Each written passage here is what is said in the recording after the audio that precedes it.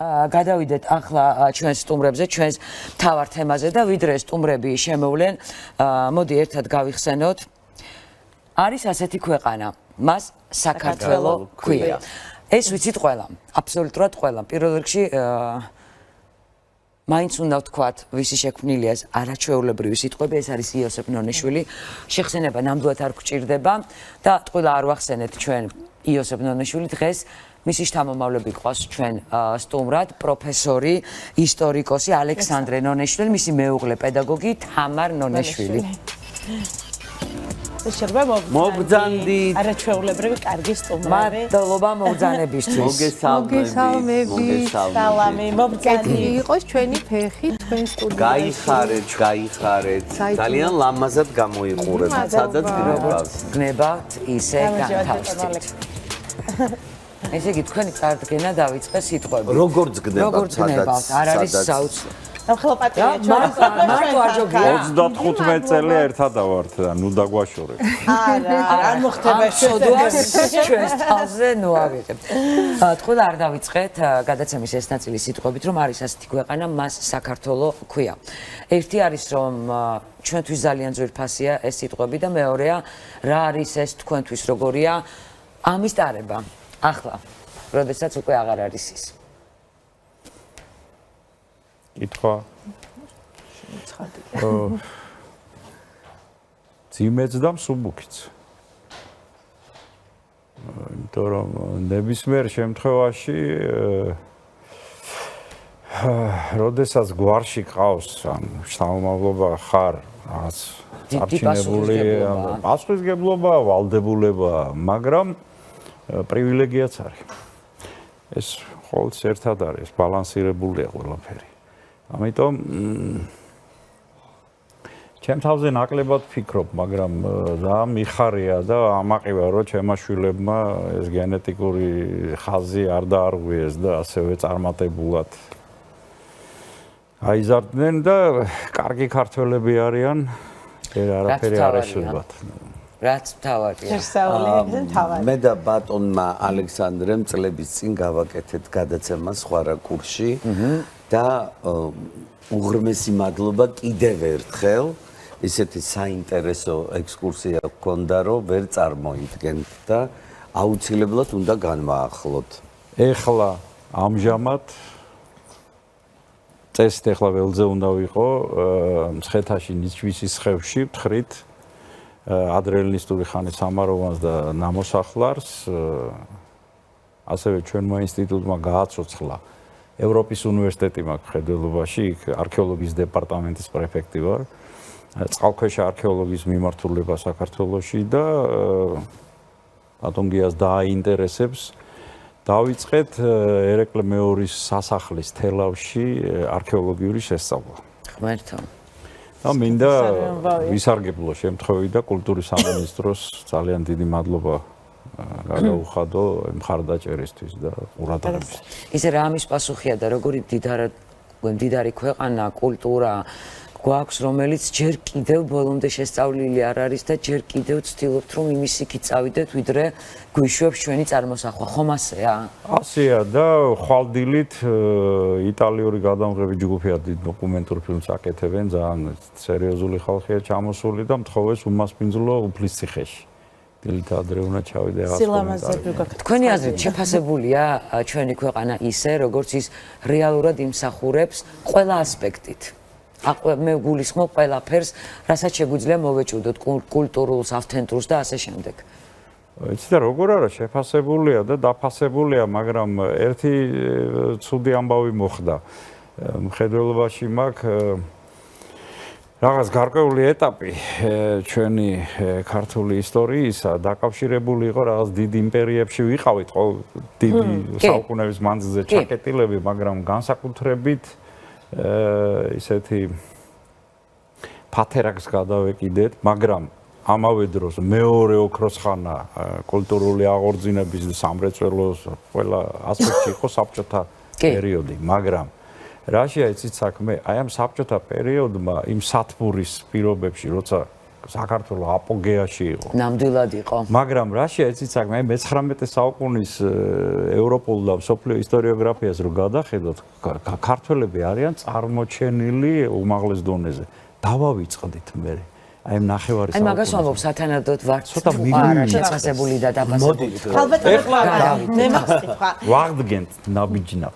აუცილებელი. ალბათო თამა რას ნიშნავს აი ამ ოჯახში თქვენი წევრობა და საერთოდ როგორია ეს ოჯახი? ეს ოჯახი არის ულამაზესი, უმშვენიერესი. ჩემი სამეფო მაქვს, მე ვარ დედოფალი, მყავს ჩემი მეფე. აუ რა მაგარია.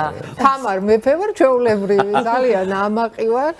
დაცვაც მყავს, ორი ძაღლი მყავს ისეთი, რომ არაკარებენ არავის ჩემთან და რა ვიცი, რაღაცა 7, ნუ თან საპასუხისგებლო, იმიტომ რომ ეხლა ნონიშვილის ეს დიდი პასუხისგებლობა რა არის მაგრამ იცით რა არა მარტო წევრობა, მიუძღვე ამ ხელა რაღაცას თავისთავად, და კი. ეს არის ძალიან მნიშვნელოვანი, მაგრამ რა ვქნათ, ნუ იცით რა ყველაფერი მაინტერესებს? აი რომ გაყევით ბატონ ალექსანდრეს, შეხვედით ნუ იმ პერიოდისთვის სასწაულო ოჯახში, მართლა სასწაულო ოჯახში. ბატონი იოსებ. აი რა განცდა გქონდათ, იყავით მორიდებული თუ იცით რა, იოსებ ნონიშვილი უკვე აღარ იყო, მე რო სანდროს აღარ მე სანდროს სტუდენტი ვიყავი სხვათა შორის და არც მეტი და არც ნაკლები. ხო, სამწუხაროდ აღარ იყო. 62 წლის ასაკში გარდაიცვალა. 60 წლის ასაკში გარდაიცვალა. ახალგაზრდა იყო. ნუ მაგრამ მეუღლე მედეა ნონიშვილი, რომელიც იყო ულამაზესი, უმშვენიერესი ქალბატონი, რომელიც დამხვდა ისე როგორც საკუთარი შვილი ისე მიმიღო, ნუ მეფერებოდა ძალიან და მანებიურებდა თან ტუქსავდა სხვათა შორის. იცით რა, ისე იქცეოდა, რომ მე თვითონ სწავლობდი რაღაცეებს. კაცრი იყო ისე კაცრი იყო, კი.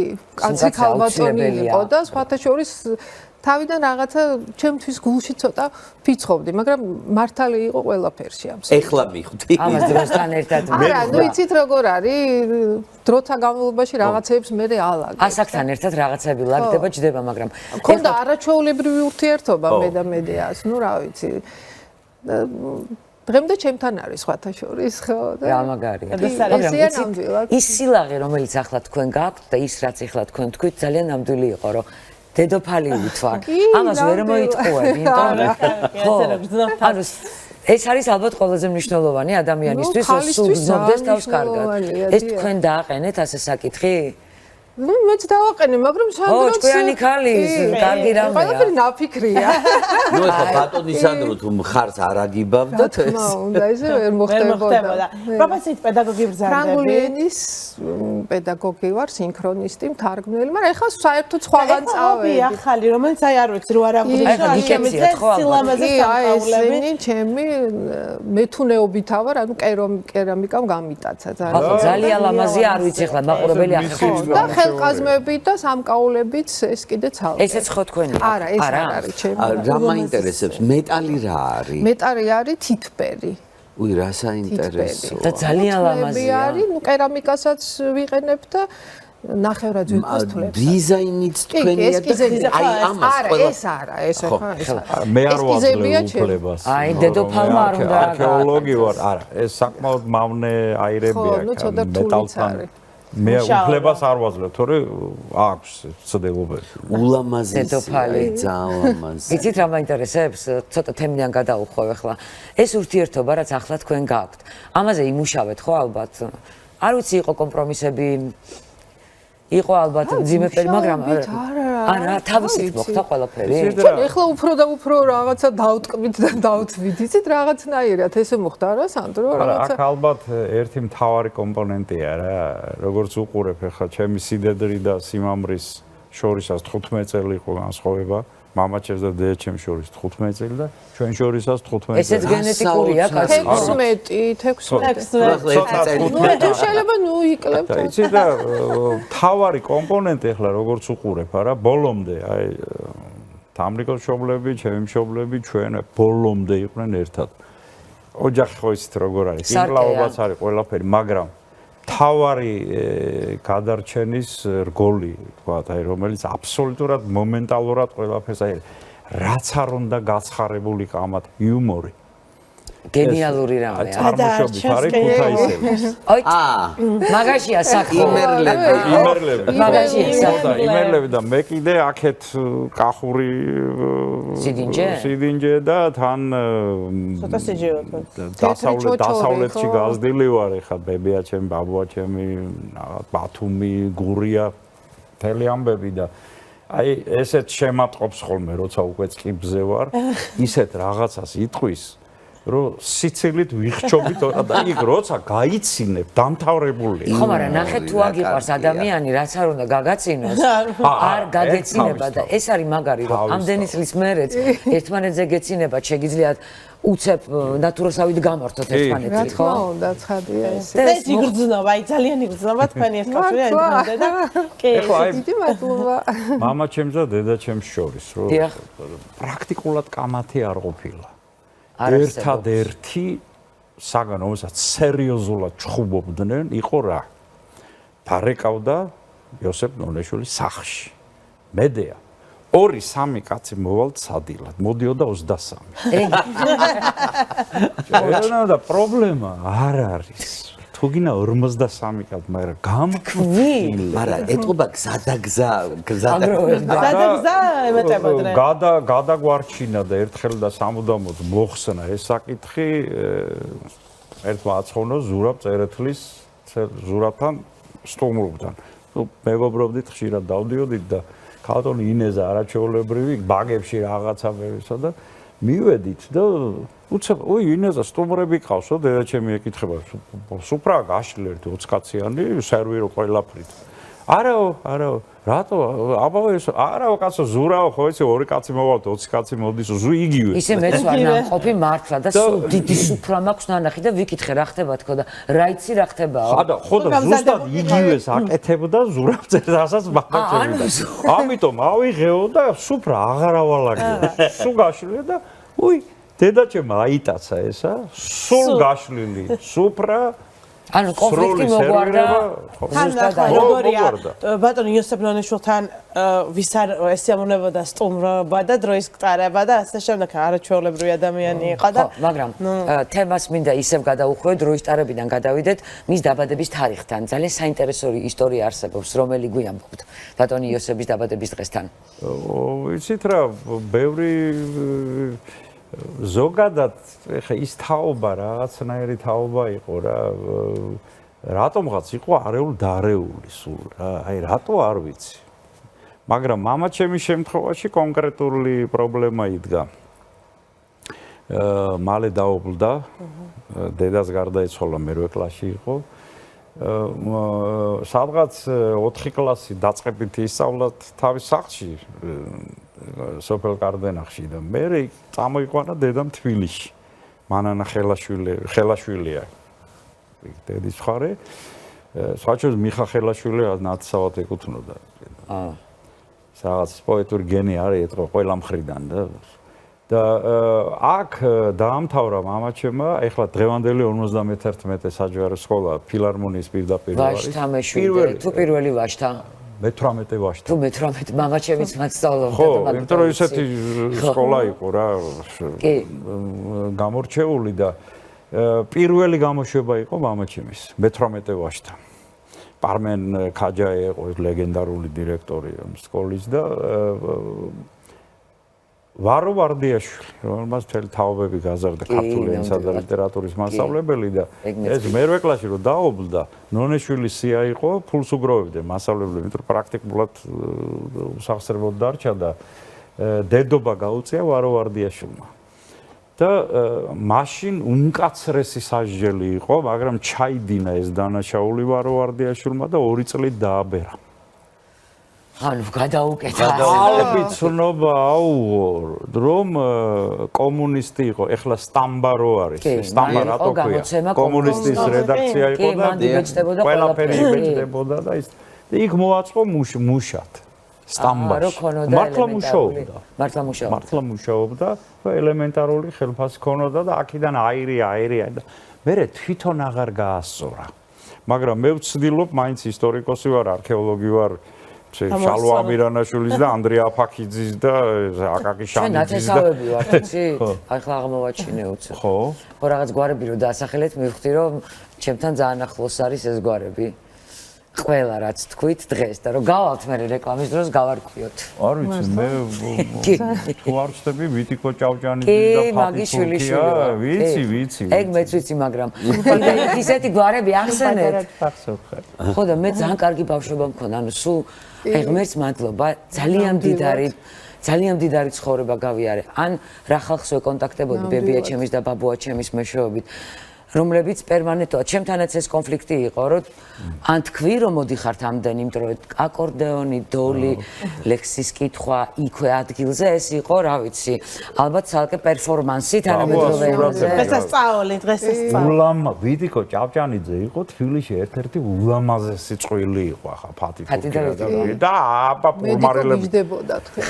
ძალიან მეგობრობდნენ კი. მაშინ არ იყო ეს აი რესტორანი, კი რესტორანის იყო როგორ არის. მოვლენა იყო რომ ოჯახში იმიტომ რომ მე ოჯახებსაც სხვანაირად იცნობ. ტრადიცია რაღაცა გრძელდებოდა და ამაზე ხლა ხაშაკეთებდა ხამე და იგივე ჩემთან არ დაკარგულა მე ძალიან სუფრები აი დღესასწაულებზე მე დიდი სუფრა მაქვს გაწყობილი ულამაზესი და პირდაპირ ვწდები რამე მოგვიყევით აღზრდა ეს მეთოდი მაგალითად რამე გაიმეორეთ მაგალითად მშობლებისგან თუ უფრო ლოიალური ვიხართ ვიდრე წინათაობა არა აბსოლუტურად იგივე ის მოდის ესე წყობრად მოდის ხო ყოველგვარი ფიზიკური და ხმამაღალი სიტყვა არ მithქვია არც ჩემთვის არ უთქვია ჩემ მშობლებს არასოდეს არც მე და ის როგორ არის იცით მე ის ბავშვი ბრძნობს ამას და მისი პასუხისმგებლობის ხარისხი მერწმუნეთ გაცილებით მაღალია ვიდრე რაღაცა როგორია დილარო იწყება და რაღაცა შეურაცხყოფილი სიტყვები არა ერთადერთი რასაც უვეუბნებოდი სხვას არასოდეს არ გაუკეთო ის რაც შენ არ გინდა რომ გაგიკეთო ეს არის უნიკალური ფორმა აი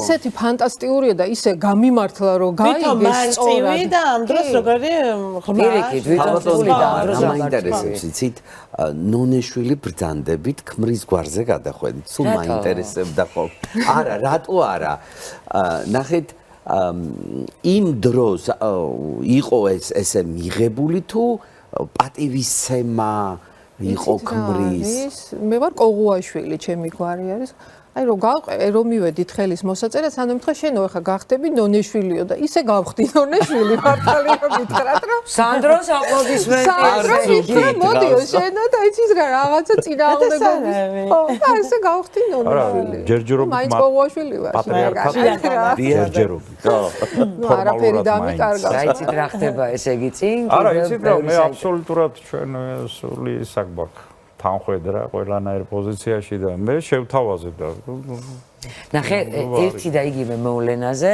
რადიკალურად განსხვავებული ორი დამოკიდებულების ადამიანი იქვე მითხრა და რამე ქნაო და ბატონმა სანდრომ მეო შევთავაზეო ახლა რომელი დავიჯეროთ რომ შესთავაზა თუ პირდაპირ არა გაიმარჯვა სიყვარულმა სიყვარული აქ თავარ ეგ მინდოდა მეთქვა ხო და ალბათ იოსებ ნონიშვილის ფაქტორიც იყო რომ რაღაცა მაგრამ მე მაინც გონია რომ არანაირი ფაქტორი არ შეიძლება იყოს მნიშვნელოვანი და უფრო დიდი ვიდრე არის სიყვარული თქმა უნდა გეთახმებით ეხლა ორი სიტყვით გეტყვით მოკლედ და ხალვაჟი გყავს მარიამი ხო უმცროსი არის იურისტია დაამთავრა ეხლა ხანს იურიდიული ფაკულტეტი საკმაოდ წარმატებით და ვაჟი არის საბა ნონეშვილი სულ მეუნებია რატო არ დაარქვი იოსები ვეუნები კაცო ბავშვმა შეიძლება ფანჯარა გატეხოს ორიანი იოსებ ნონეშვილმა რაღაცა რა მართალია ხო რაღაცა მეუხერხულება მეთქი და ერთ და მეორეს ტრადიცია გვაქვს ნონეშვილებს არავისი სახელი არ მართლა არა ეს რამდენი ხანია გრძელდება? ო, მე რაც გავადევნე თვალყური, აი მოდი. აი იოსები ვისი სახელია ეს აირჩიეს პირდაპირ. ლატარეა ხო? დაახლოებით ასე. მამამისმა არჩია ელიოზმა ელიოზ ის მამას დიდ პაპას ილია ერქვა და ესე. რა საინტერესო გამოწვევაა? არ მეურდება. არავინ ნაწყენი არ რჩება? არ ვიცი, ვისაც არჩევა შენ თვითონ აკეთებ, იმიტომ რომ შენი შვილია და გადასარავი ტრადიცია ძალიან მომწონს. მადლობა მოგზაურობისთვის. ეხლა ხანს ჩამოვიდა გერმანიიდან, მაიამი ადვერტაიზინგი დაამთავრა, რაღაც ფილმი გადაიღო პირველი არა 6 თუ 7 რაღაც ევროპულ დიდ კონკურსებში გაიმარჯვა, ეხლა ბერლინიდან მოვიდა წითელ ხაიმაზე რაღაცა მოწევა. ნოემბერში ბერლინში მიდის რაღაცას ველოდებით. ხელოვნებასთან როგორ მჭიდრო კავშირი. მე მოდით ისე ოჯახით. ბატონო გია. დიდი სიამოვნებით. ეხლა გამახსენდა ერთი ჩემი კარგი მომენტი, თამრიკო მოვიყვანე ამერიკიდან რომ დავბრუნდი. იმ მეორე დილით დაურეკე და წამოვიყვანეთ. ტედ ტერნერმა თვითონ შემიყვანა CNN-ის სტუდიაში 88 წელს. და აი ისეთი რა შეგრძნება იყო? ხო, და იქიდან და ამას რო უყურებს, სულ ტედ ტერნერი მახსენდება. აი ნამდვილი დედოფალი, მე მაქვს სურვილი რომ ასეთი ლაღი მეც ვიყო. ისე მომწონს ეს თქვენი სილაღე, მაგრამ ამ სილაღის უკან დგას ალბათ ძალიან მტკიცე ხასიათი, ძალიან. ნამდვილად გეთანხმებით. მადლობა კიდევ ერთხელ. სიდედრი ლეჩხუმელი სვალი მყავდა. არა, აღიარეთ რომ არა, ქალბატონი, თამრიკო თქვენი ცხოვრება სულ სხვანაირი იქნებოდა. აღიაროს და გავიდეთ რეკლამაზე. არ იქნებოდა. არა, კარგი. აღიარა, არ იქნებოდა. რეკლამის დრო